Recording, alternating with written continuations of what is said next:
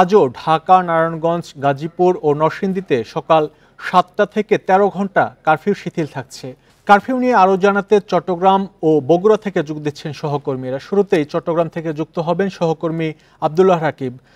আব্দুল্লাহ রাকিব, চট্টগ্রামে আজকে সকাল কয়টা থেকে কত ঘন্টা কারফিউ শিথিল থাকছে আর কি পরিস্থিতি দেখছেন এখন চট্টগ্রামের, সার্বিক জানাবেন।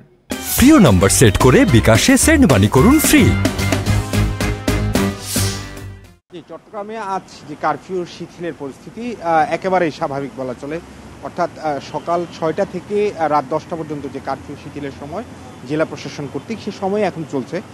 আমরা ভোর থেকেই দেখেছি নগরীর যে সড়কগুলো সবগুলো সড়কে গাড়ির ভিড় ছিল এবং যারা কর্মে যাবে না, অর্থাৎ কর্মমুখী যারা মানুষজন আছেন তারা তাদের মূল গন্তব্যে যাওয়ার জন্য তারা শহরের যে মোড়গুলো আছে সেই মোড়গুলোতে গাড়ির জন্য অপেক্ষা করছিলেন। এছাড়া আমরা শহরের যে বিভিন্ন গুরুত্বপূর্ণ পয়েন্টগুলো দেখেছি সেখানে পুলিশের উপস্থিতি দেখেছি।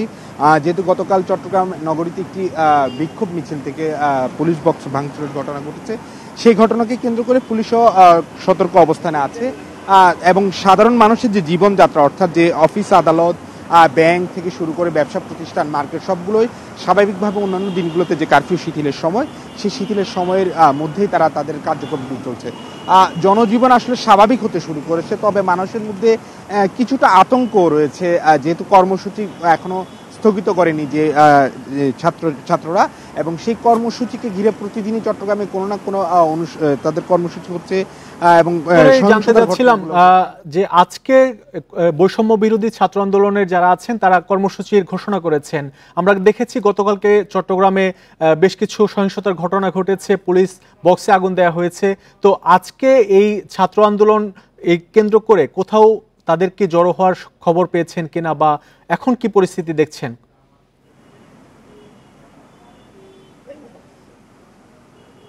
যে এখনকার যে পরিস্থিতি, অর্থাৎ সকাল থেকে যে পরিস্থিতি সেটি স্বাভাবিক বলা চলে, অর্থাৎ অন্যান্য সময় চট্টগ্রামে যে পরিস্থিতি দেখতে পাই আমরা সেটি আছে।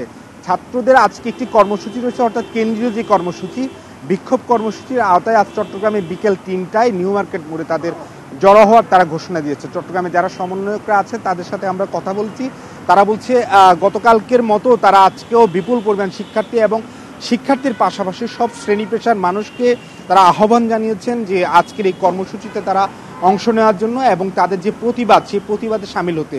এবং এই কর্মসূচিকে ঘিরে পুলিশও সতর্ক, তবে পুলিশ কোনো ধরনের যে সহিংসতা সেই সহিংসতার সর্বোচ্চ পরিচয় তারা দিতে চান। তারা আপনি আমাদের সাথে থাকুন। আমরা কারফিউ পরিস্থিতি জানতে এবার বগুড়া যাব। বগুড়া থেকে আমাদের সাথে যুক্ত হচ্ছেন সহকর্মী হাসিবুর রহমান। হাসিবুর রহমান, বগুড়ার সার্বিক পরিস্থিতি কি দেখছেন? বগুড়াতে আজকে কত ঘন্টা কারফিউ শিথিল আছে, সার্বিক পরিস্থিতি জানাবেন। গত কয়েকদিন ধরে সকাল 6টা থেকে রাত্রি 10টা পর্যন্ত বগুড়ায় কারফিউ শিথিল করা হয়েছে। ফলে এই 16 ঘন্টার সময় একেবারেই যানবাহন চলাচল স্বাভাবিক থাকে এবং আজকেও সেরকমই রয়েছে।